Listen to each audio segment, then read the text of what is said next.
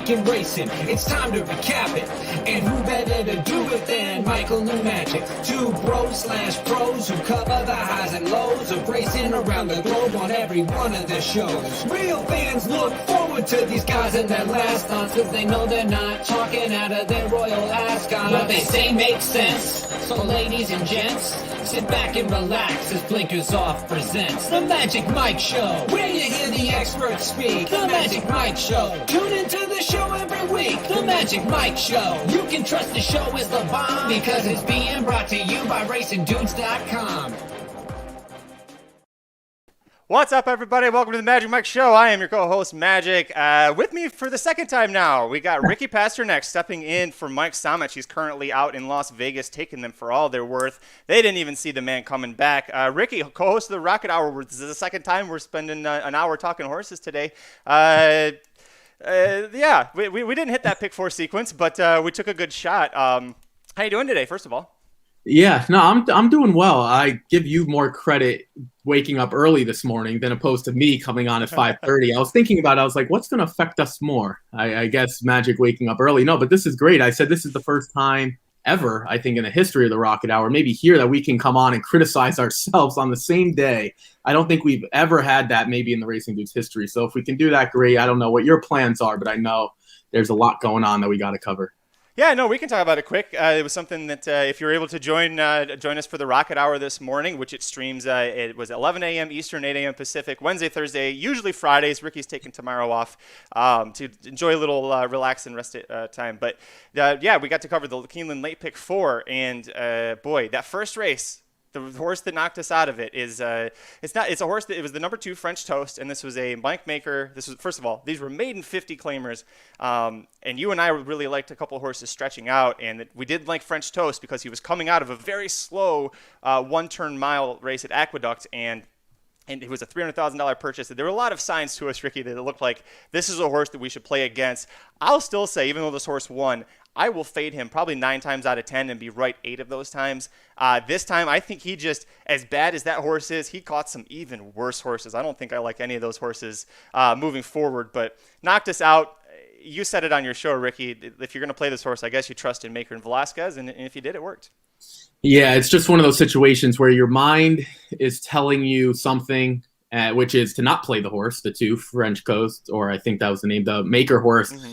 But your heart is telling you, just put your money into Maker, put your money into Fletcher, put your money into Velasquez. Don't even look at anything. Just throw your money there.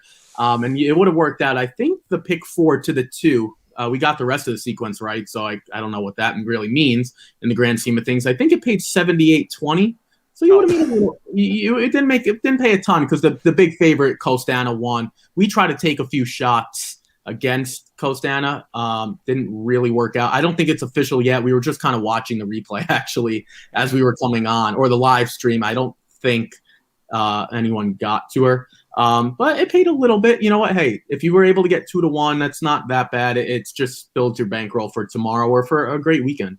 Yeah, and listen, especially with pick 4s, the more numbers you add to these sequences, the harder and harder it gets to hit them. So if you played it back and you got the pick 3, it sounds like maybe you got your money back there. It was a pretty chalky sequence, and Ricky and I were trying to take some shots.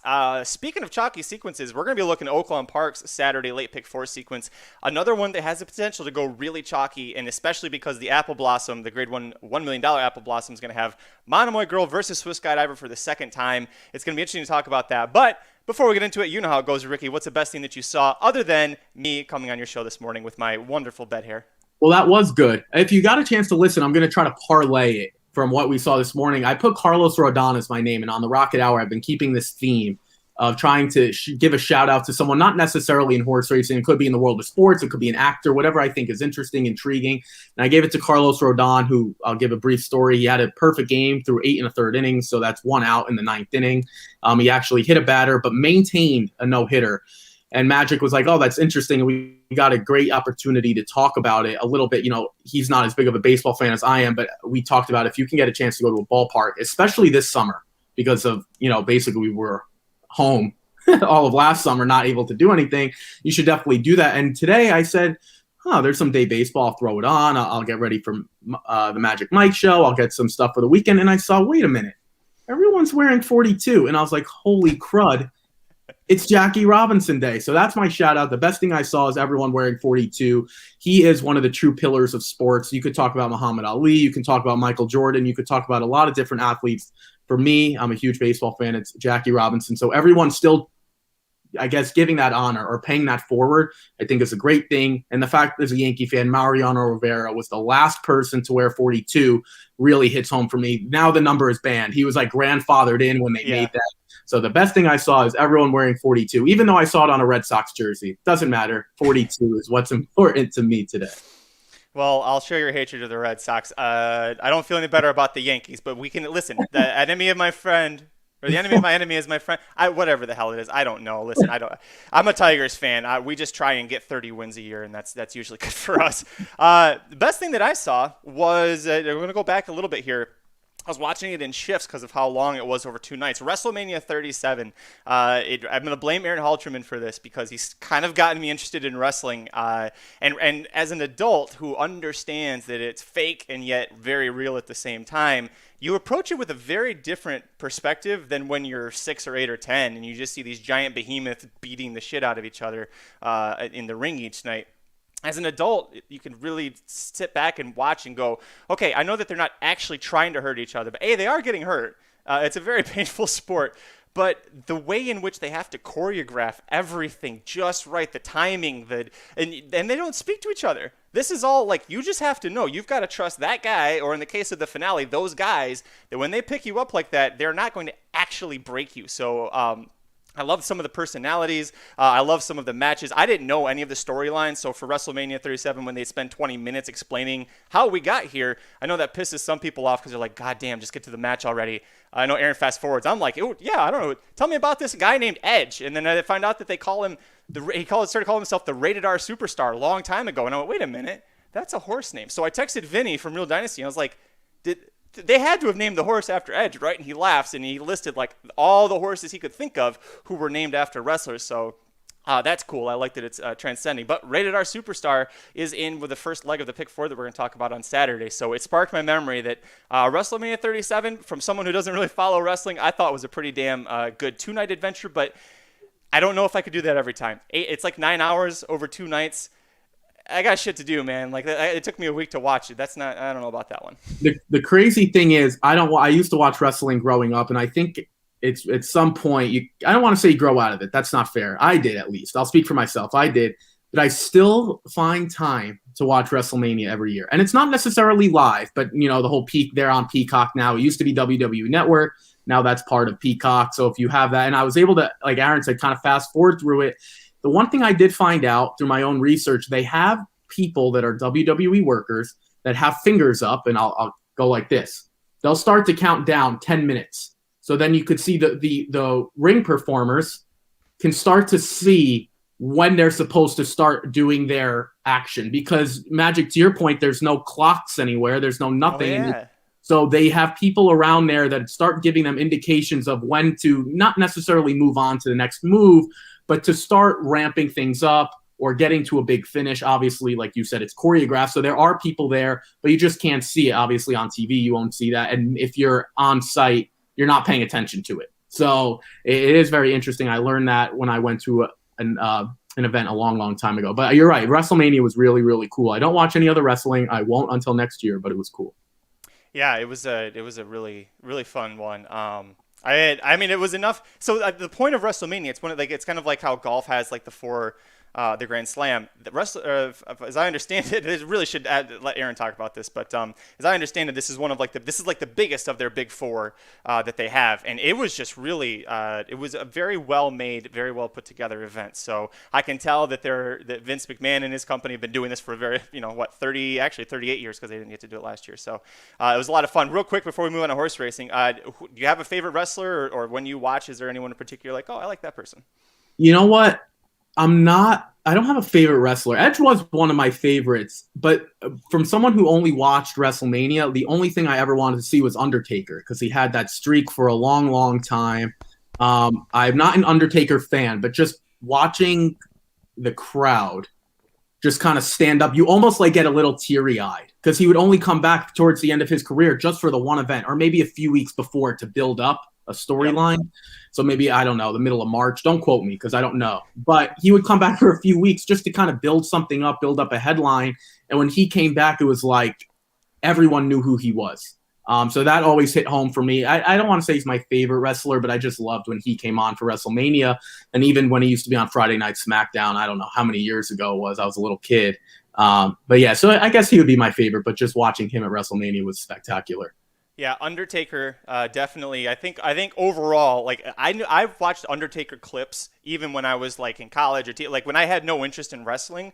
Occasionally, I'd see it on YouTube or something. I'm like, man, I got to watch this. It's like the Undertaker's 8 best moments from WrestleMania, and I'm like, I don't know who the hell he's fighting, but yeah, I love it because I'm 6'4". I used to weigh a lot more than I do now, so the Undertaker for me was like, that's kind of like me a little, except, a lot less noodle army, but he actually has muscles. But and then Daniel Bryan now, if people who listen to the Magic Mike show, the old ones, I haven't done it in a long time, but I used to put Daniel Bryan clips of going yes, yes in the background. So that you can always get me.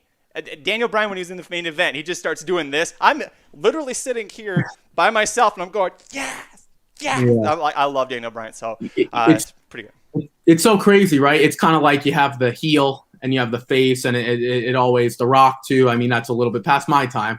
Everyone knows I'm a little, but it's so interesting, right? Because you have like the dark Undertaker, the dark, the way he does things, and it's like he's arriving from the grave. Last year they had a cinematic piece. They didn't even do it at WrestleMania. It might have been John Morrison. I don't remember, or AJ Styles, I think.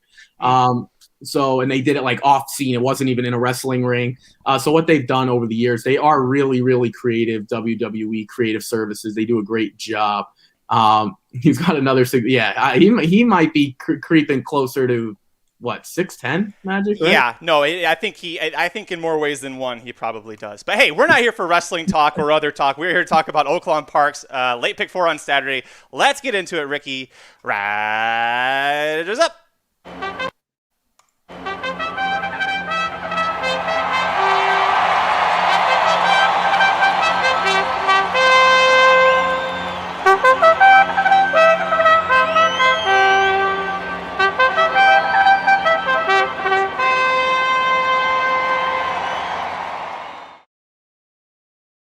All right, Ricky, kicking things off, we are going to Oaklawn Park on Saturday, April 17th. Race 9 is the first leg of the late pick 4 sequence. Field of 8 males, 4 and up in the grade 2 $1 million Oaklawn handicap. You got these 8 males, 4 and up are going a mile and an eighth on the main track. Favoritism is on the number 2 Express Train at 5-2, the only horse in the field with back-to-back triple-digit buyers. Hell, the only horse in the field with multiple triple-digit buyers. But 5-2 is a big price it's a very short price to swallow for a horse traveling outside of California for the first time. Curious to hear where you're going here, Ricky. Yeah, I actually put Express Train on top, and it's not for any of the reasons you mentioned, which weren't wrong. Let's start there. But I don't think I've ever seen Juan Hernandez ever at Oaklawn Park. Don't quote me on that. I can't remember the last time. Right, Matt and Magic shaking his head. He is the California. I call him the California correspondent, which is I think accurate. I like that. Yeah, California. It's catchy. It's cool. It goes along with the theme. But as soon as I said, wait a minute, Juan Hernandez. I know that must have said Joel Rosario or something. I had to double back, and I was like, all right, I guess Juan Hernandez is shipping to Arkansas for the first time, and that tells me that this horse is ready to go. The build up, with the San Pasquale, it was an easy win over your boy, over Tiz the Magician. But I even remember talking to you about it. And you're like, you know what, Tiz the Magician ran really well on that day, and he just lost to a better horse. Express Train's just a better, older horse. And if you're an owner, like Magic is part owner of Tiz Magician, you can't ask for anything other than that. He ran better than anyone else except for the winner. Then he ran in the big cap, and Idol got the better from there, but he ran a winning race. So I'm looking at 2 races. In my book, I could mark them down as 2 wins, even though one was a second place finish. And I said, this kind of looks like the running style, right? Because I've noticed it's been extremely tough lately to close, but also keep the lead. So I think for a lot of reasons, this is the horse I went on top with. I do believe he's vulnerable as a favorite. I don't love the morning line odds. I got to be honest. When I saw that, I was like, he's vulnerable. And there are a lot of horses. Aaron and I talk about it all the time. And I know, Magic, you subscribe to this thought. Oaklawn is very different from everywhere else. If you don't have any Oaklawn experience, you don't know how the horse is going to respond. And his last recorded workout was at Santa Anita, so we don't know if he's going to have any real workouts over the track, but that's where I went. I used a few others as well, and I'll hold off to see kind of where you're going, but I did put Express Train on top. Listen, I think he at least has to be on your tickets. I didn't make him my top pick, but he's on here because, I mean, if this horse beats me, I'm going to feel like a jackass because look who's beating him. You talk about Idol.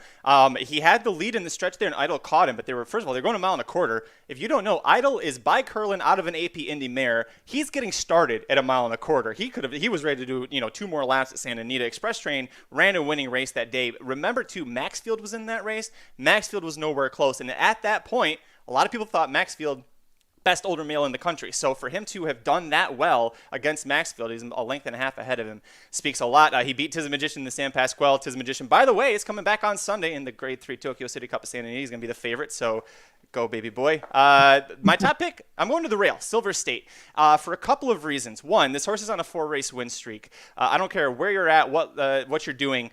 4-race win streak's impressive, and to be doing it against Stakes Company at Oaklawn, to beat optional claimers at Churchill and allowance horses at Keeneland. I mean, there's not easy fields for him to be beating up on. He was favored each time, so clearly he was doing what he was supposed to. But Ricardo Santana Jr. is staying aboard here rather than being on the 8. And the reason that's a big deal to me is because Aaron Halterman knows as well as anybody that Ricardo Santana Jr. used to think Silver Prospector was going to be his Derby horse. Until last year when he had the Arkansas Derby issue and then took a bunch of time off, didn't come back till the end of October, he was very excited about this horse. And then he just didn't really quite take that step forward as we're hitting the 4-year-old season. And he leaves the 8 to stay on the 1. And that, to me, says a lot about his chances here. I also like the fact that this horse loves Oaklawn Park. He's 2 for 2. The distance is the challenge. That is the question mark. But he is by hard spun out of an Empire Maker mare. Mile and 1/8 should be right well within his wheelhouse. So he is my top pick. I have a third choice, but I don't think you used him, did you? No, I didn't use Silver State. And this has yoke. I tell Aaron, this has yoke written all over my face. I'm gonna have to open an egg right over my face when I don't use this horse. I looked at it this way, right, Magic, and I said, who's the most talented horse in the field? And I think you'd come to a consensus pick with Express Train, just on pure talent alone. You could throw him anywhere. You could throw him in a field. You'd probably say Express Train. So I said, okay, so I have the most talented horse. Then I have a horse who I think will be on the lead. And that's where I'm going with Warrior's Charge. Warrior's Charge was really, really impressive when he was running here last year, ran in that Razorback on February 17th, and then finished up the meet on May 2nd on the Oaklawn Handicap to By My Standards. And Aaron and I talk about this all the time. By My Standards, I think, Magic, around this time last year, was he not the best older horse in the country? Excuse my By My Standards. At that point, like, I remember when there were no other tracks going on, everyone couldn't stop talking about By My Standards because he was just kind of dominating. And he just came back and won the other day. And that's a horse with true Oaklawn success. And Warrior's Charge has never finished outside the money at Oaklawn. 7 for 7 in the money with 3 wins, 2 seconds, 2 thirds. So I think to leave off a Brad Cox horse who's winning at 28% when I downloaded this, so don't quote me on the percentage. It might have changed a few ticks here and there. But I think it's 6-1. There's just too much value. I'm trying to see. Yeah, so you went a little different from me. So you went with the 1, 2, and 3, and you used a Fearless. And I'm interested to hear what you have to say. Excuse me, on Fearless. He does have a second place finish here. Came in a while back. But he's going to be taking a step up in class. So I'm kind of nervous because IRAD doesn't ship to Oaklawn often. So Magic's going to use his head. With Irad Ortiz and Ricardo Santana, and I'm going to be the guy who tries to beat him. So, Magic, why did you like Fearless? Well, first of all, that Gulfstream Park mile race was really impressive. He beat Performer, who I think is a really talented miler. He can be a little frustrating because he's a bit of a knucklehead when you run sometimes, but a one-turn miler, Performer is one of the best in the country, or he was at the time. That was Fearless's first start off of a very long break, and he gets a career best 99 buyer for doing it. And the Gulfstream Park Mile is notorious for producing very strong winners. If you go back and look at the list of winners of the Gulfstream Park Mile, it's a lot of good horses. A lot of them, unfortunately, Fearless won't be one of them, but a lot of them turn out to be really big stallions as well. I believe Honor Code won it as one of the ones I can think of. He hasn't hit the triple-digit buyer yet, but That was his first start off of a long layoff and his first start as a 5-year-old, and this should be his best year. He should be peaking right now as we hit the summer. I think that being by Go Zapper out of a Street Cry mare, the distance is within his wheelhouse. He tried a mile and an eighth last year in the Stephen Foster. I think that was just too much too soon. You talked about by my standards was second that race. Tom Zaytot at the time was until he got to the Breeders' Cup, Tom Zaytot was a freaking beast last year. So there's no shame in losing to those horses. The big concern here, and I could understand is if you were against it, is his other 2 stakes appearances, the Foster and the New Orleans Classic, were both really shitty efforts. Those are the 2 times he's ever finished off the board behind second were those races. So the Gulfstream Park Mile, you might look at it and go, I don't know if he's good enough to get the job done here. Also, we are going to be stretching out to routing because that was 2 turns. But Irad, Todd Pletcher, this horse seems to be in form. And I think Pletcher wouldn't send him to Oaklawn unless he thought he had a shot, because you could easily wait for something to show up at New York if you really wanted to. Yeah, no, I completely agree. And these Oaklawn's it's not a boutique meet, but as soon as Oaklawn ends, everyone has to kind of disperse, right? Like if you're in Kentucky, you can pretty much stay in Kentucky for the majority of the year. New York, you certainly can. California, you certainly can. Oaklawn's weird because they'll bring them in for a race and then they got to find somewhere else to go. It's like a quick Airbnb weekend. You got to move. You can stay there, but you're not going to run. You're not going to be in any races. So I'm with you on Fearless. Not a ton of Oaklawn experience, but neither is Express Train. The one horse that I did want to mention or talk about was Silver Prospector. Now, I don't think this horse is very good, but I've learned over time through a lot of people that are smarter than me in this game, when you have a trainer like Steve Asmussen, when you have a Silver State, who I think is a legitimate win candidate, and then you have a horse that's probably not as good but a better price, I always want to include the better price. Not that Silver State shouldn't be included. That's not what I'm saying. But I think it's important to have a 10-1 Steve Asmussen on the ticket. Now, to Magic's point, or something Magic would say, Ricardo's on the better horse, which is fair. I agree. Silver State's the better horse. But Steve Asmussen enters a 10-1 shot. I don't know if this was forced upon him. I assume not. But if he thinks this horse is running well and contributing well, I don't know if he doesn't have a shot. Maybe David Cabrera gets a little bit aggressive with him. I don't know exactly. Again, I have the most talented horse. I have Warriors Charge on my ticket, and I'm really confident in Express Train. But I don't know. Steve Asmussen at 10-1. I've learned my lesson with Pletcher at Gulfstream and learned my lesson at Keeneland. I don't want to leave this horse off, even though I do agree he needs the perfect trip and on the perfect ride on the perfect day.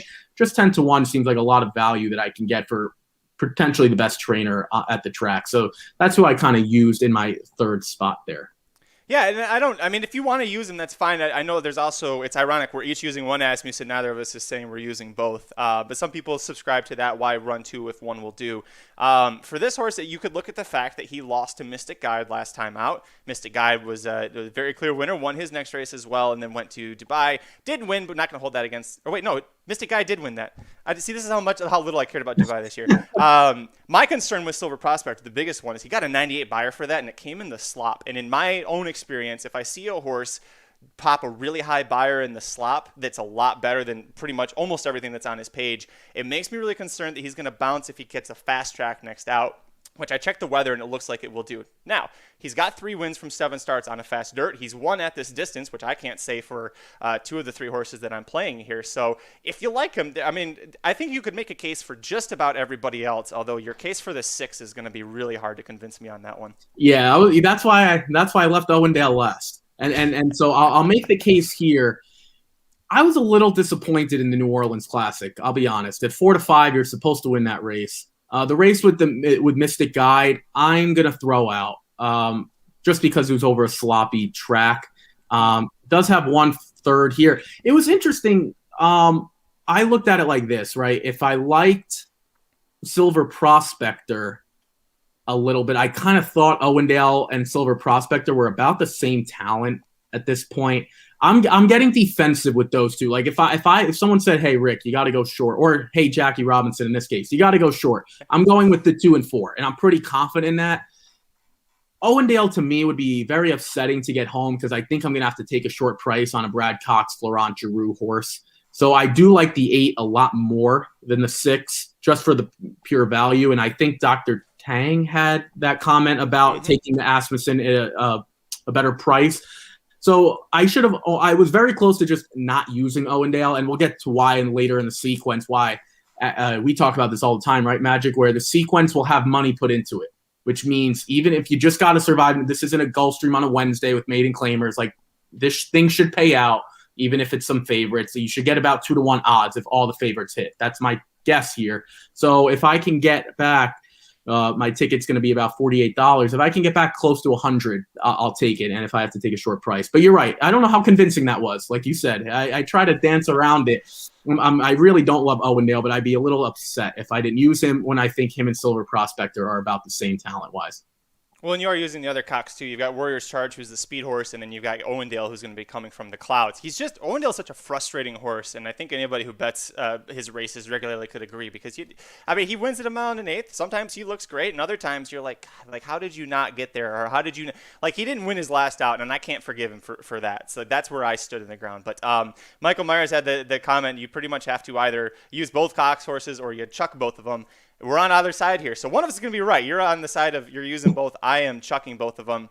Let's move on to the second leg of the late pick 4 sequence at Oaklawn Park on Saturday, April 17th. Here we have a field of 9 males, 4 and up, going 6 furlongs on the main track. Of course, there's only one track. I keep forgetting that. There's an optional claimer, $40,000 with a $108,000 purse. I mean, that is fantastic. This is why people go to Oaklawn, because of those high purses. Favoritism is on the number 4, Welder, at 2-to-1. Actually, Aaron Halterman's favorite horse in the world. This is the greatest Oklahoma bred that the world has ever known. That this horse, if you follow Racing Dudes and Aaron, you know how much love he has for this horse, and it's infectious because I end up loving this horse as well. I don't know how he's going to do here, though. He really loves to win at Will Rogers, really loves to win at Remington Park. He's tried Oaklawn once, and he got third behind Whitmore in a stakes, and that's a pretty good effort, but I don't know. Even though this is optional claimer, that 2-to-1 price, he's my top pick, but that 2-to-1 price is a little hard to swallow, so I'm curious to hear what you're going to do here. I'm the guy who used him on top, but I'm very, very, very scared. Like brutally scared, because this is one of those things, right? That's good. You know what this reminds me of? I'm going to make the analogy. Welder is the Gonzaga of horse racing. Now, hear me out, Magic. Hear me out. He's going to dominate all the small tracks and dominate when he's supposed to. And if you look at his odds, I'll just go by the last 6, 3-5, 1-9, because 0.1, 2-5, 3-5, almost 3-5, 2-5 still, and 1-5. Won all those races except for the Iowa Sprint, Prairie Meadows last year. So he's allowed 1 second place finish. But it's like, all right, then they come to the tournament, and what are they going to do? Or Gonzaga comes to the tournament. Now, Welder comes to Oaklawn. What is he going to do? I don't know, because this is a proper spot for him. Like, I don't think they're putting him in over his head, and I think the morning line reflects that. But this is a tough spot. This really, really is. And there are a lot of quick horses in here. I put him on top, but I'm really, really interested in the 1 a little bit. Fire Crow. So I'm with you. The 4 on top. I went 1-4-5, and I'll just talk about Fire Crow a little bit. I see you went 5 deep, so I'm just going to leave it at Fire Crow. I'll talk about him, and then I'll let you go on. You use Fire Crow as well, so we're on the same boat. Again, I talked about it this morning, so if you got a chance to listen, CZ Rocket looks like the second coming of the best sprinter I've ever seen. Now, granted, I'm a young guy. I'm only 24. But he might be the best sprinter I've seen in quite some time. He's just absolutely in form right now. We're not going to get into maybe why he's in form. That's another conversation for another time. But this horse, right, like sprinting on the rail, that doesn't bother me at all. Has Oaklawn experience, gets Ramon Vasquez, who rides for Ronnie Marquette a lot. Lost to Whitmore and Flagstaff. Flagstaff won his last race in another sprint. I don't know if it was this past weekend or 2 weekends ago here at Oaklawn. I want to say it was 2 weekends ago. Don't quote me on that. Right, 2 weekends ago. Yeah. Was it the Count? It wasn't the Fleet Sprint, right? He might have been at Keeneland actually to do it. It was, yeah, but he did win a sprint stakes. Yeah, Yes. you're right. 2 weeks ago, so that would be like April 3rd. That race, that Hot Springs looks incredibly tough. That even Aaron and I talked about it, right? That Hot Springs, we weren't supposed to see CZ Rocket and Whitmore duel in the Hot Springs. That's not what we were supposed to see. So I like Fire Crow a lot. I think 6-1 is a great value on a horse that's coming out of a tough race there and kind of looks to be in form here. So that's where I went, and I used one other horse, but I'll let you kind of talk about a few that you liked. Yeah, I'm with you on Firecrow. My notes for this horse, I can't say exactly what I wrote down, but really effing fast is this horse. I mean, like the Hot Springs, he went 21-3 and 44-3, and then he gets passed by CZ Rocket, Whitmore, and Flagstaff, all multiple stakes winners.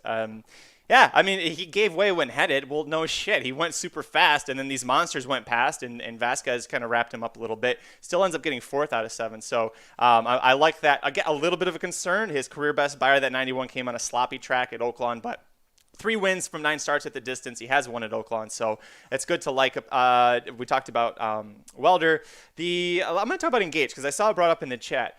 This horse drives me crazy because a year and a half ago, this horse was red hot. He misses a whole bunch of time, goes to Steve Asmussen's barn, and turns into a world-class dirt sprint because Steve Asmussen is really good with dirt sprints. That's probably what I would say his best thing is. Wins the Ben Salem, wins the Phoenix Stakes at Keeneland, goes into the Breeders' Cup, gets a nice 4th.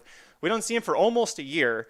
They tried to, it felt like, I don't know if you remember this, but it felt like they were trying to rush him to get into the Breeders' Cup sprint again, which was ironic because Asmussen already had 2 horses that he was going to put in that race anyway. Doesn't end up getting the job done. Goes into the Lafayette Stakes, which was on the Breeders' Cup undercard. The 5th place finish I'll forgive because if you remember, that's when we had a horse break down like right in the middle of all the racing action at the top of the stretch. So I scratch off pretty much if you didn't win. Go ahead. But good horses were in that. True Timber won a grade 1. Edgemont Road won his next start. And then was in the Hot Springs Stakes. It says lacked late kick. He's not fast enough to go that 21-3 early with the rail horse here. He's got the back class, which is why I'm using him. But if you don't want to use this horse, even though it's his 3rd off the layoff, this is a very frustrating horse. This is kind of like the Owendale of this race, where he's 5 for 12 at the distance, but his last win was a year and a half ago. So if you want to pass on him, I get it. Yeah, no, I'm kind of with you though. Like I want to nod my head and agree with you that I'm gonna, but at the same time, Firecrow hasn't won in 14 months. So it's like I can't make fun of not make fun of Magic. I can't disagree with Magic on using a horse who hasn't won since 2019 when I'm using a horse that hasn't won since I was in college. So what am I supposed to do here? Like I'm with you though. Engage just kind of seems like a horse that's going to take too short of a price that I can't fall in love with. Like, I don't think he's bad. I don't think he's not talented. But at some point, you got to take a stand. And I really do like Welder. I just hope he is not Gonzaga and he actually wins the national championship and wins his first Oaklawn race, right? I mean, he finished 3rd a long time ago in it. And not only is he talented, he's also extremely sentimental horse to us, especially to Aaron, who's my co-host on the Rocket Hour, and we do live streams, and he loves this horse. And Magic and I got a chance to talk about it this morning. Like, Welder's the reason why horse racing fans are so passionate, because I'll say it again, I hate when 3-year-olds run like 5 times and then you never see him again. Welder just runs. He's won 26 out of 38 races. There's one horse that I want to talk about that we didn't get to yet. And then I think you have another big long shot in here that you're going to want to talk about a little bit. The 5, 7 Nation Army. I'm not sure what to make of this horse because at least he's won recently, or relatively recently, right? November 22nd. That seems, I'm looking here like some of these other horses just haven't won in a very, very long time. So at least that's probably the most recent or one of the most recent. And then Irad Ortiz gets aboard. Like, I don't know if Ramon Vasquez stays on Firecrow for Ronnie Marquette because he has some experience, like the last race in the Hot Springs. I don't believe Irad Ortiz has any on 7 Nation Army. I didn't look that far back. I like to focus in on the 6. Yeah, Magic shaking his head to confirm that. So I don't know if that means, hey, I'm going to keep Ramon on the 1 just because he has experience there. But Ramon was also on 7 Nation Army. So I don't know what that really means. So, but I do think 7 Nation Army is going to be really tough. And more so, I'm looking at a lot of speed in this race, right, Magic? We're looking at the 2 closers, 7 Nation Army and Engage, who we probably want. I prefer this one. So if you ask me to pick a closer, that's where I went, 7 Nation Army. So that's where I am, 1, 4, 5 in this race. Yeah, I used him too. He was the last one to make the ticket, and my concern here is that his 2 really strong performances out of his last 3 came in the slop again. But one of them was the King Cotton behind Boulder, who's not a horse that was in the last race. Yeah, he ran today. He ran on the grass today at Keeneland. Boulder. That's why I was like, I swear I saw that name today. I'm not used to doing multiple shows like this. I think he finished second to Maven, who you liked. We both like Maven. I think that makes my argument even better, or our argument, because we both like him. All right. Yeah, I think he finished second to Maven today on the grass. I think you're right. That sounds right. Yeah. Okay. So, anyways, he's done well in the wet, and you see he's 3 for 5 on a wet track, but he's also 4 for 20 on fast dirt. So, I'm not too worried. Irad getting the mount. He's 3 for 11. The horse is 3 for 11 at Oaklawn. Has hit the board in 7 of the 11 starts. So, I like him. I'll agree with you on that. All right, let's talk about my long shot. Nobody in the chat's brought him up, so I'm a little excited about this. Let's look at the 3 Town Champ. Nothing about this horse at first. When you look at the speed figures, you're like, what the hell is he doing? Like, this isn't the April 20th, 2020 version that's running. But let's talk about April 2020 when he was still with Steve Asmussen. He was here at Oaklawn. What was he doing? He was winning just about every goddamn race he was in. He got 4 wins from 5 starts at Oaklawn last year. He's overall is 4 for 7 with 2 seconds at Oaklawn. He's 4 for 11 on a fast dirt, which he's supposed to catch on Saturday. He's 5 for 12 at the distance. And oh, by the way, he's first off the claim by Norm McKnight. If you don't know this, a couple of years ago, Woodbine fined Norm McKnight $5,000 because he was such a cheater. What is Oaklawn kind of known for? Letting cheaters prosper a little bit? You tell me why this horse, first off the claim for a guy who in the past was proven to be a cheater at a track that in the past has proven to let cheating go. Why is this horse, with all those stats that I talked about, how much he loves Oaklawn in the distance, why is this a bad horse to use? Look, Magic, I respect you too much to ever say a horse you want to use is bad. So let's start there. The problem for me is I would have to hit the all button to get to this horse. Now, granted, I'll make a case against other horses that you're not against Town Champ. But if you want to make a guess, if you want to take a chance or take a guess against the favorites, like if you find Welder, I'm going to call him the Gonzaga horse here. The Gonzaga horse, vulnerable? Okay, fine. Fire Crow hasn't won again since I was in college. Fine. Seven Nation Army won an allowance race over the slop. Like you could really make a legitimate case against everyone. The problem is I would have to do that with all 7 other horses, I should say. You are going, I want to be polite as I say this, you are going well beyond the past performances to get to the 3. Like, you can't just look at the past performances of the 3 and say, yeah, this horse fits. Like, all the things you described are things that I would have to, me or a handicapper or anyone just playing for fun, would have to go beyond the lunch pail, as I like to say. You can't just look at the form and say, yep, I like this horse. You have to go well beyond the figures, well beyond the storyline. So I respect you for doing that because I never would have. But hey, you know what? Maybe first off the claim, I can't. That's the best case I'm making. The fact that you are a very, very, very well-respected person in the industry, and I'm not going to talk you off of it. I will be the first to come on the Rocket Hour. I guess that would be Wednesday, and be willing to admit that Magic knows more about Oaklawn Park and one fingernail than I'll ever know if this horse wins, because I just couldn't get to him. But let's just say, Magic, you might be one of 3 tickets left standing in the pick 4 if this horse gets home. Well, that's kind of the point, too, where I was going to bring that up to make it a serious argument here. I know we're joking around a lot, but this is going to pay. If you're lucky, if you get 2-1, if all the favorites come in on this, you've got to find value somewhere, and you've got to try and inject it. I'm saying that for a 20-1 shot, which the price is fair, he's finished first or second 6 out of the 7 times he's been Oaklawn. You forget that last race. He is 6 for 7, or he's 6 for 6 in the exacta at Oaklawn Park. This is not a stakes race. This is an allowance race, optional claimer, which is who he's been facing to do all of that at Oaklawn Park. So I know you guys are laughing, but there really is a legitimate argument behind this. And then I am also going beyond the past performances, but I really do think you can look at the past performances and get to this horse if you're looking for a long shot at 20-1. Yeah, the last thing I'll say before, again, I'm on your plan here. The way you get a long shot home, if all the other jockeys fall off, yeah, because then there would be an inquiry on 7 other horses. So Mark might not be well off the lunch pail with that. The way you get long shots home, and I've always felt this way, Magic, push back, agree, disagree. You get a long shot home when I think favorites are vulnerable for whatever reason. And if you're saying the favorites are vulnerable, I can't argue with that because I could poke holes, as I like to say, in a lot of the favorites. So maybe this is a perfect, I think, try horse if you really like him. I just don't see him as a true win candidate. But again, Magic, I respect you way too much to talk you off this type of horse. I'll consider it. I'll consider it a smart decision if he finishes in the, what is this, a 9-horse field. If it stays 9 horses, if he finishes top 4, I'll consider it a smart move. Although this is a pick 4, you don't get shit when your horse that you picked finishes 4th. Well, It's about I picking will say, winners. if I agree with you, if he finishes top 4, I could look Magic in the eye and say, you know what, Magic, that was a well-worthy ad. If this horse finishes 8 or 9, I would have said, Magic, you could have saved yourself a few bucks, got yourself a nice sandwich, some nice breakfast on Sunday morning, and then he'll laugh at me. But we'll see where Town Champ finishes up. Or maybe I should have just used it to try and not single in the headlining race of the day, the Grade 1 $1 million Apple Blossom Handicap, field of 6 fillies and mares 4 and up. And Ricky, nobody gives a shit beyond the top 2, I think. The 6 Monomoy Girl, your even money favorite, and the 2 Swiss Skydiver 2-1 second choice. Boy, this is the showdown of showdowns. This is the best race that I think, at least on paper, that we will have seen so far in 2021. I'm singling Monomoy Girl because, for the simple fact, she has done jack shit wrong. I have no reason to doubt her in this spot, but I understand if you wanted to try and go 2 deep, you want to go 3 deep, and if you want to use Swiss Skydiver, I am not going to make fun of you for it because she made me look like such a goddamn fool when she won the Beholder Mile as effortlessly as she did.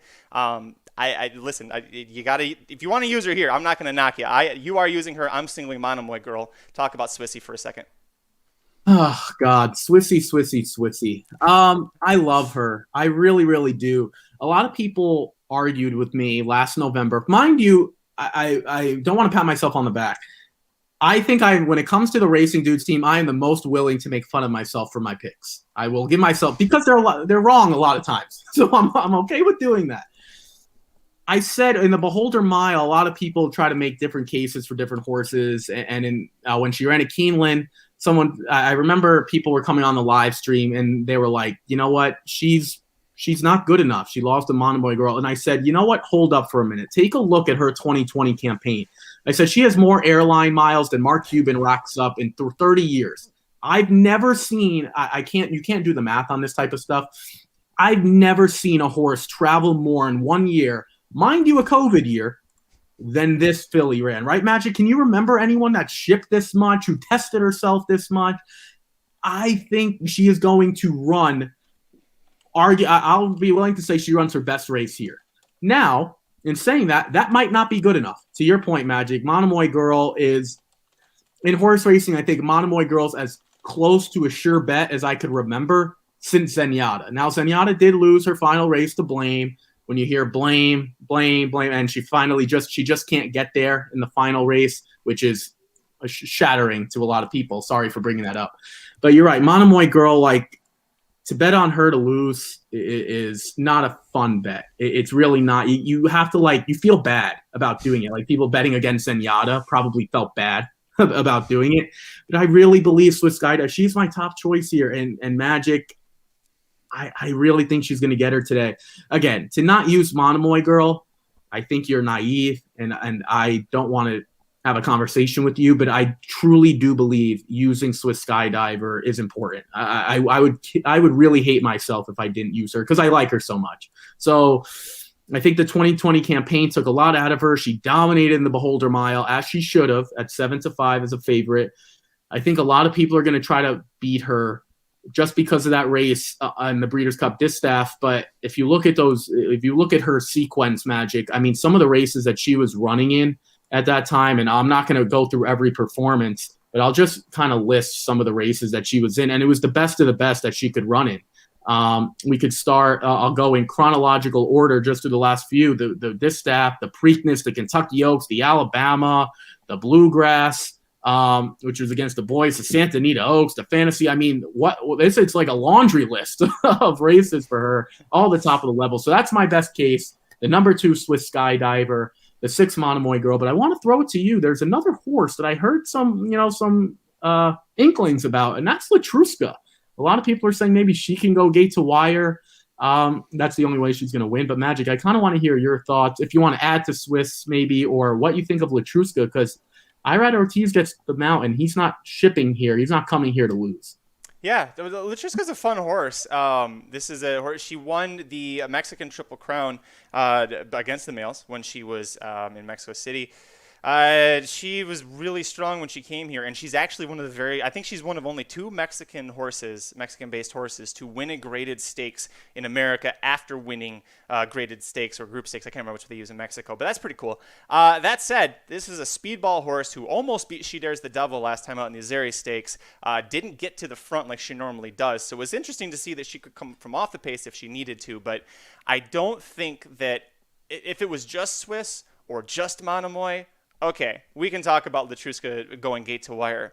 Both of them, that means that both Alvarado and Florent effing Giroux are going to let that horse get off on a, like, what did I talk about at Keeneland? Florent Giroux reads the past performances as well as anybody who handicaps, okay? He's going to look at this, and he knows Latruska going to the front.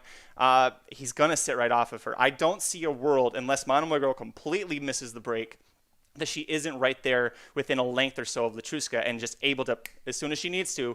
I mean, we've seen that move from Monomoy Girl how many times? That Flo he starts going into the turn, and he's like, we good? We're good? Nobody? Okay, and off she goes. And by the way, I saw this popping up in the chat a little bit. My fellow Monomoy Girl owner, she officially went live on My Racehorse today. So Kevin O, I'm with you. I got my 2 shares. We were only allowed to have 2 shares so far. Jason Hommel's there with me too. So yeah, if you guys want to join in with Monomoy Girl, there might still be some stuff left over after today. But listen, Monomoy Girl is going to win, and this ticket's going to still be alive, and Magic's going to have a nice little 0.01% of whatever the hell is the winning purse here, which is 60%. So what is 0.01% of 600,000? $6,000? Well, let's see. 0.01 times 600,000.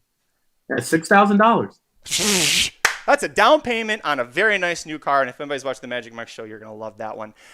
Ricky, I didn't let you talk about Latruska, but go ahead. No, well, I think that I hate to say this. I don't want to be mean to Latruska. Not that she's watching. I don't think she's listening. So you're lots okay. of the connections. I think the coolest thing about her, and this isn't don't take it disrespectful. The fact that she was 6 for 6 in Mexico, I think is fantastic. That's awesome. To come here and Magic, she's just been really, really consistent. She ran one poor race at Belmont, but that's to Horologer's point of honor. But she's been really, really, really good. To your point, though, the biggest thing that I wanted to debunk the gate to wire theory. If you're 10 horses and Monomoy Girl and maybe Swiss run into some traffic, I could maybe get on board with that. But in a 6-horse field for Monomoy, for example, the last time she was in a 6-horse field, the Bayakoa, she sat 3rd, right off the hips of some others. In a 5-horse field in the Ruffian, sat right off the hip, went right on by. The 2, Swiss Skydiver in most recent races, field of 7, the Beholder Mile, sat right there, went on by. In the 7th, in the Alabama, sat right there, went right on by. So I keep saying that to make the point of to go gate to wire would be one of the most spectacular efforts I've ever seen because there is no traffic. Like when Latruska, I don't think 4-1 you're even going to get. I think you might get something a little bit better. Personally, just because Monomoy Girl is not going off at even money. This is my prediction, Magic. I say 3 or 4 to 5 on Monomoy Girl, and I say 6 or 6. I'll go 6 to 5 on Swiss Skydiver. I don't think you're getting 2 to 1 on Swiss Skydiver because if I am, I will be in Atlantic City. I'll be right near a race book at the Borgata Hotel. I will sprint down wherever I am, whatever blackjack table I'm at, and I will place a sizable wager on that horse at 2 to 1 because maybe Monomoy Girl is 2 times the likely winner, but I don't believe that is the case. I think 4 to 1 on Latruska is a little short when I was looking at it. I don't think at 4 to 1 she's good. It's because you've got Monomoy even money, and you're not getting a Monomoy even money. So when Monomoy drops, and Swiss, I think Swiss is going to be probably 6 to 5, 7 to 5. Latruska and everybody else is going to react that way. And one last point, we can move on. Swiss Skydiver is John White's pick to win this race. John White is who everybody in the Racing Dudes team respects above all else because her Preakness victory against the males last year was his #1 rated race by any thoroughbred in America in 2020. So listen, I'll end on this and we move on. I didn't want to use both. I was trying to find value in other races. I took a stand. If Swiss Skydiver beats me, I'm going to say, yeah, she beat me. She's a talented horse. I'm just going to stick with Monomoy. Let's move on to the 4th and final leg, Ricky, at Oaklawn Park on Saturday, April 17th. Race 12, big field of 11 fillies and mares 4 and up, which have started for a claiming price of 10 grand or less in one of their last 2 starts. It's a very conditional starter allowance. Favoritism is on the rail horse. Pick up the phone at 3-1. Pick up the phone. Magic is calling. This is a very consistent exacto horse. Is my top play, but I went 6 deep partially because I singled Monomoy Girl, and I'm hoping for another bomb. What are you doing here? Yeah, I went 4 deep. For the record, Magic chose Town Champ over Swiss Skydiver. No, I'm kidding. He didn't do that. It's a great soundbite. Yeah, that is a good soundbite. So for the record, if you don't hear anything else, that's what he did. No, I'm with you, Magic. I think going really short here is the exact wrong way to go. Now, I only went 4 deep. I didn't go 6 deep, but that's because I used Swiss Skydiver. So you got to, you can't, as I like to say, you can't grow your body without starting somewhere and cutting off somewhere at the bottom as well. So I had to cut myself off at 4 deep. I'm interested to see what you think. I put the 4 Raga Tag, not because of the name, by the way, a great name for any racehorse. Maybe I'll if I ever own a race. It's no soup and sandwich, but it's okay. No, soup and sandwich is good. Soups and sandwich is good, but Raga Tag is great. Also, I'm a little concerned that Steve Asmussen gave this horse away. But what I will say, and Aaron knows this better than I would ever know, Steve Asmussen owns a lot of, I don't want to be mean here, a lot of horses that don't have a lot of quality. And the reason he does that is more so just to kind of keep himself going and keep himself entertained. And for a long time, he was letting his son ride his horses. I believe it's Sam Houston. Now, I don't think he's doing that anymore because Sam Houston's not open. But maybe when that meet opens up again over the summer, we'll see that again. And he actually does that with the one here, Pick Up the Phone. He owns and trains as well. So I don't look at it as like, oh, Steve Asmussen gave up. This horse isn't very good. If we're talking about an allowance horse that Steve Asmussen drops in for a tag, that's different. This is starter allowance for a claiming price of $10,000, and I'm not going to go through all the language, but I really, really like this horse. I was super, super impressed. This horse seems to be running really well now as a 5-year-old, which it's weird. Magic brought this up to me a long time ago, especially with the mares. At some point, they just stop, and we see that with Chad Brown's runners a lot, especially closers on the turf, because they just don't have the giddy up, the will to want to close. If you're on the front end, it's a little different. I forgot the Todd Pletcher horse that was really good on the turf. I can't remember off the top of my head, but the Chad Brown one's closed. So I like this Raga Tag. I think she's just running really well. This is honestly one of my best horses of like my best play of the day. I think 4-1 is a great value, but I'm with you, Magic, to single or to go short in this leg. It's a really, really bad move. So I'm more interested to see what you went here because you're firing a lot of shots. I see you're firing 6 shots, but you did include the 4 Raga Tag as well. So I'm kind of interested to see who you liked in your selections here. Yeah, she was my second pick in this race. I like that even though Ricardo jumps off because she's making the barn switch to Lynn Schleberad after Steve Asmussen. Ricardo's tied to Steve. I'm not worried about that at all. Gonzalez he's been sneaky good at Oaklawn this year. This horse is 2 for 5 at Oaklawn. Is 8 for 12 in the exact and fast dirt. 7 for 9 on the board at this distance. So plenty to like there. I also used the 5 Triple Scout. This is the third horse up for me. Is a horse that's first off the claim. John Cox, the trainer and the co-owner. He is 4 for 12 first off the claim in the last 2 years. Very strong numbers with dirt and sprint percentages. Those are at lesser tracks. Oaklawn is a much tougher circuit than where he usually races at, but he does have 6 runners hitting the board, including 1 winner and 17 starts at the meet. So he does have some ability to get the horses going. This horse is 2 for 7 at the distance, 3 for 8 on a fast dirt. I like the fact, just like with the Steve Asmussen horse, the favorite on the rail, when you own a horse and train, you're a lot smarter about where you place the horses. And you were right. Steve Asmussen has a lot of these low-level claimers that it's just fun. Steve Asmussen, above all, loves to compete. It doesn't matter if it's a grade 1 stakes or a 5K claimer at Lone Star on a Thursday. The dude loves to compete, and that's why he does it. John Cox is not going to put this horse in a spot where he doesn't think she can win because he owns it. And if she's not winning, that's double the bills that he's not going to be able to pay as a trainer and an owner. So I like her. Also was a daughter of Contheros, which is a big angle that I like to go with when we're talking about sprinters. Let's see here. Did we have any others that we lined up on? Yeah, we got 1 more. 2 more. Nope, 1 more. We'll go to the 7 horse here. The 7 horse is Frills. Picking Ramon Vasquez is going to be riding through the claim, which is a very big handicapping angle that I love, especially when he goes from a barn like Freddie Villafranco, who hits at a high percentage, to this barn that's hitting 24%, but Cipriano Contreras, just like John Cox, is usually successful at the smaller circuits, not so much at Oaklawn. So the fact that Vasquez, who is a very strong rider at Oaklawn, is going to ride through the claim when the horse was 6th, beaten almost 10 lengths last out, he doesn't think this horse is crap, is what that tells me.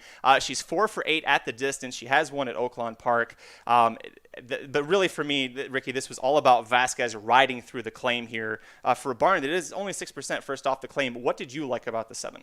So one of the things that I always like to do in horse racing, I have a general, we talk about horse racing. I agree with Dennis about the 7s. 8 to 1 is a great price. You kind of try to use 12 seconds for a furlong as some sort of benchmark. Now, granted, that's not all the same at every track. If you have a 5 furlong turf sprint, they're not going to be going 12 seconds. So it's just but it's a baseline that you keep in your head. So the first quarter was 22:57, so 22-2, just almost 22-3. And I said, I don't know, that's a little slow. I don't know what happened here. But when you look at the comment and it says dueled inside, gave way, my biggest angle is don't necessarily look at the times. Look to see what horses are to the inside or outside of another runner, because they might be more uncomfortable even though it's slower. A horse that might be going 21-4 or 22 flat on the front end by themselves, whether it's he, she, older, younger, whatever it is, might just be comfortable just galloping along like that. And if that's what the speed is, that's what the speed is. She was just dueled into submission. And I don't think that's very, very fair to put this under her. Like, I look at the rest of this field magic, and I'm not sure who can really keep up with her on the front end. I don't see anyone to the inside. I like Ragatag Tag, but I think she has the ability to kind of sit off, and it'll be interesting to see what Elvin Gonzalez does. I don't know what Ricardo's going to do with the 1 either, but if Frills can get out there, mind you, I always look at 8 to 1 or higher. There's going to be something wrong with the horse. Again, not wrong as in like physically, but something on the running lines that doesn't make sense. A trainer you don't love, a jockey you don't love. There's a reason why people are going to bet against it. This horse before that was in pretty good form. And if you go by the logic, every other race, I don't know. This one kind of looks like the race where she's going to run well. And that running line, I don't like to use it. I don't like to use that logic. Kind of seems to be in every other race for her, which makes sense because at this level, they're not always the most consistent of all time, hence why Magic won 16. So I thought the 7 Frills at 8 to 1 with great connections, riding through the claim, has early speed. All the things we pointed out make sense for the 7 Frills here.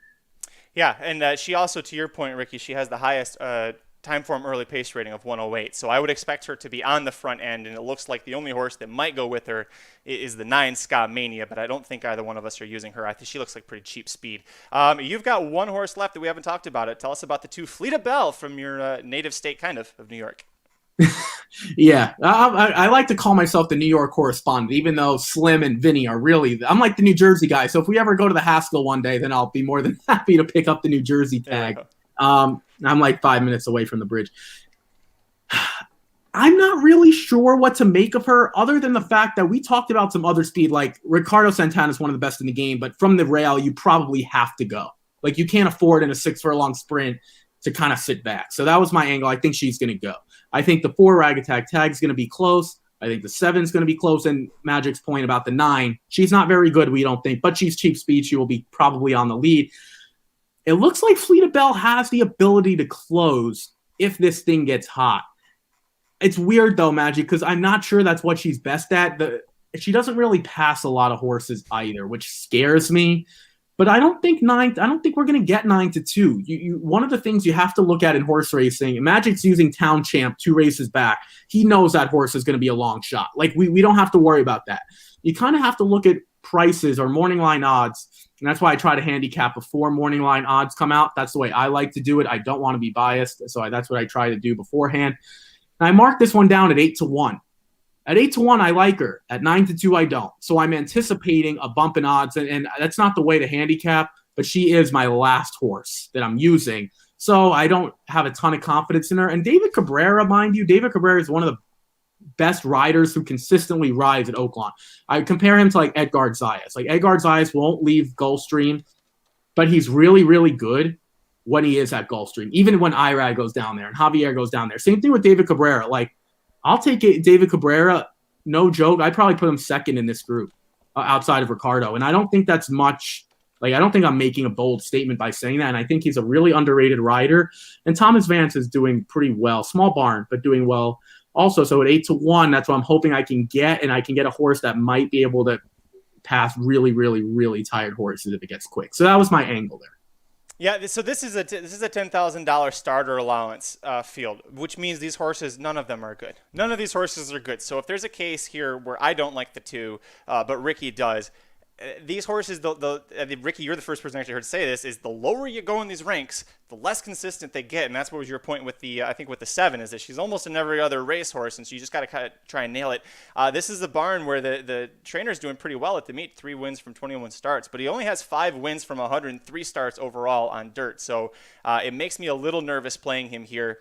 But listen, the Cabrera picking up the mount is what made me give a second look. I was like, well, there might be something here. Cabrera doesn't usually just pick up mounts for shits and giggles. The last 2 horses I'll go through, and we're a little over time, so I'll go through them real quick. I'm going to use the 8-horse Sweet Tatum. This is mostly a defensive play because of the connections, and it's because of the jockey, David Cohen, and the trainer, Robertino Diodoro. You want to talk about a horse that seems to be every other? I'm hoping it, because 2 back over a muddy 6-furlong Oaklawn course.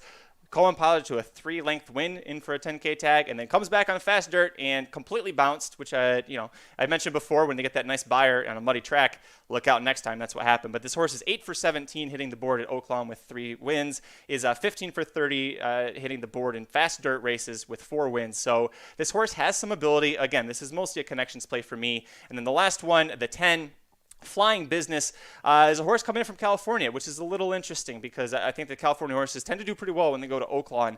The horse was privately sold, sent to Robertino Diodoro for his last out, and then gets claimed off, and that's usually a very losing proposition. You claim off guys like Diodoro, Villafranco, Peter Miller. Good luck. But in this case, this horse did show that she could win at Oaklawn. Was 6 for 12 hitting the board with fast dirt. Was facing, for the levels, some very talented horses, including Madame Barbarian, who she was second to a 2-back, is a pretty decent horse, again, at that level. So this is me having the ability to put some extra horses on because I singled Monomoy. Figured, why the hell not? 8-1. We'll give a shot and see if that California class carries over. Yeah, the best thing I could describe starter allowance, and it's kind of funny, they are the best of the best worst claimers at the track. And what I mean by that is that none of them will come in here for a tag, but all the trainers, the connections, they want to keep these horses because they're not in for a tag. But they are the best of the worst claimers because there are 40,000 claimers that are better, 50,000 claimers that are better, but they are the best of the worst. So they are like the best AA prospects. Like, I don't know, these races, I don't even understand why they exist, to be honest with you, but it's nice that they keep them protected. And again, none of them drop in for a tag, but when you go through the conditions, I always try to recommend this. And I think some people are good handicappers just because they understand the conditions. It's starting for a claiming price of 10,000 or less in their last 2 starts. So that some horses barely make the conditions. Those are sometimes horses that you want to focus in on because sometimes the conditions just meet what they're trying to get into. When you have a grade 1 race, it doesn't matter. It's the best of the best. It is what it is. When you get to these spots, it's very important to look at things like that. All right, that's going to do it for this episode of the Magic Mike Show. Thank you so much for joining myself and my co-host Ricky Pasternak from Ricky's Rockets. We're going to go through our picks one last time. The tickets, they're going to be down below, so take a look. Ricky, I'll start off. I'm going to go 1, 2, 3 with 1, 3, 4, 5, 6, singling the 6 Monomoy girl, and then 1, 4, 5, 7, 8, 10. That's a $45 ticket that if Monomoy wins, I feel really good about that. That is a big, big filly that she's facing, Swiss Skydiver. So go ahead and give your ticket. Yeah, I'll read mine off here. I went 2, 4, 6, 8 with 1, 4, 5 with 2, 6 with the 1, 2, 4, 7. Come on, Swiss. We all like Switzerland. No one ever has a problem with Switzerland. Come on, Swiss Skydiver. Bring it home. But to Magic's point, if he can single Monomoy, mind you, I think Monomoy will be a decent price for you, Magic. You won't get 2 to 5, I'm hoping. You might get something 4 to 5 maybe. That would be nice. Magic, good. Yeah, Magic will have a much better shot if Monomoy gets home than I will, just because I don't have as many bullets to fire, and Magic is using Town Champ. So we'll see how Town Champ runs. What did we say, Magic? Top 4, right? We need top 4. Top 4 finish. 5 or worse. 5 is debatable. 6 or worse. it was not a good use. Magic could have bought some breakfast on Sunday morning or something like that. Yeah, well, we'll see what happens. But anyways, I want to thank everybody who joined us. There's been a lot of you watching. Before we sign off, you can do me a quick favor. Give us a like, a thumbs up, whatever you can do. It helps get the video into more eyes, and then we can do more shows and better shows for you. Mike and I will be back on Monday. I assume Mike will be back from Vegas by then. If not, well, maybe it'll be Ricky or Aaron, and Mike retires because he just killed Vegas. But we'll be back on Monday at 5:30 Eastern, 2:30 Pacific, to talk about what happened over the weekend. We'll talk Monomoy Girl, we'll talk Swiss Skydiver, we'll talk Town Champ and how good or bad of a decision that was for me to use here. We'll go over Ricky's tickets as well. I know Blinkers Off is going to be on here, and I want to say about half hour to an hour. They're going to be talking about the Apple Blossom. They're going to talk about the Oaklawn Mile. Lots of Derby and Oaks talk coming up with that as well, because there isn't a whole lot happening. So we've got that going on. The Rocket Hour is taking Friday off, but usually Wednesday, Thursday, Friday at 8 a.m. Pacific, 11 a.m. Eastern. And then also Ricky has the the Ricky's Rockets product, racingnews.com, where, the Samo Bombs, the difference here is that Samo Bombs, he goes for one track, just focuses on that. Ricky's like, psh, one track, what is this? I got 3 tracks every day that I'm going to cover for you. So Ricky's going ahead and doing that on the website, and it seems like you're doing pretty well. I just saw your tweet this morning that you were cashing out pretty good lately. Yeah, let's just say I needed last Sunday really, really bad. Today we got a little bit home at Oaklawn. We were like through 6 races, sweeping the card, and then the 7th didn't pan out for us, and then I hopped on here. But yeah, no, it's nice to give yourself diversity. Like Mike gets the opportunity to just kind of really hone in on one. And right now for him, it's Keeneland. I know it was Gulfstream. And I guess I like to spread it around a little bit. But yeah, no, Magic and myself and Aaron were like, this is the weekend where we can all kind of take a deep breath. Then next weekend we can start to really gear up for the Derby, because we've just been kind of on Magic, like a 12-week bender with these preps, just that week after week. And I know you do a great job on the Racing Dudes website of doing previews and recaps and all those types of things. So I always try to give you a shout out whenever I can. And then obviously there are previews that are already up for this weekend, but luckily Magic can hopefully take a deep breath, because it's not nearly as bad as it was last weekend, and certainly the weekend before the final preps. Last weekend was just the Arkansas Derby and the Lexington. The weekend before that, Magic probably had his head on a swivel trying to get all that stuff done. But Magic, hopefully you can take a nice deep breath on Sunday morning, just relax, hang out with the family, not watch horse racing, and kind of take your mind off of things before we ramp up to the Derby in a couple weeks. Man, I wish we could. The problem is, and it's like the second to last race, Tiz the Magician runs Sunday, and anybody who's seen me when Tiz the Magician runs is that I usually wake up sick to my stomach on race day, and it doesn't go away until he's crossed the finish line. So these 4:30 p.m. Post times for his races really doing a number on the internal system here. It's hard for me to eat or drink anything a lot of times, but it's exciting. So the recap will be up for that. The preview will be on racenews.com. Thank you for the very kind words, Ricky. And make sure you guys tune into Blinkers Off. They'll be on in just a little bit. You can follow us on Twitter. I am at Curtis Calaward. He is at RickyP_15. That is correct. Not Jackie Robinson. Do not look for Jackie Robinson. I won't be there. I promise I won't be there. I'm happy I remember. I knew there was an underscore, and I just wanted to make sure I got it right in there. No, that was good. That was good. We'll be back on Monday for this show. Check out Blinkers Off. Until then, good luck this weekend, and go UTEP softball. The Magic Mike Show, where you hear the experts speak. The Magic Mike Show. Tune into the show every week. The Magic Mike Show. You can trust the show is the bomb, because it's being brought to you by RacingDudes.com.